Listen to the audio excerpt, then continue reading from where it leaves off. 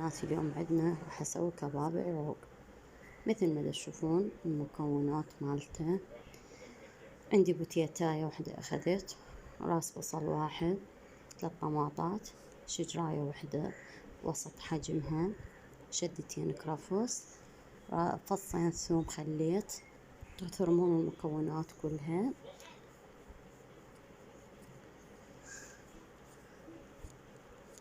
بعد ما تكملون ثرم من المكونات كلها تجمعوها، تخلون عليها بهارات، كركم، تخلولها البهارات والكركم، وتخلون عليها ثوم مطحون، تخلولها الثوم المطحون. وبعدين مثل ما تشوفون تخلطوها زين، وبعدين تذبون عليها بيضة على الحشوة. هسه تذبون، أنا ما نسيت ما صورت لكم إياها، تذبون عليها بيضة على الحشوة.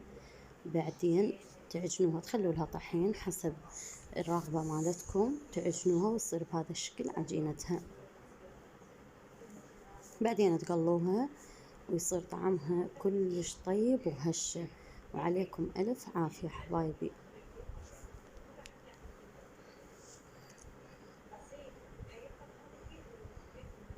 هذا شكلها النهائي، بألف عافية عليكم.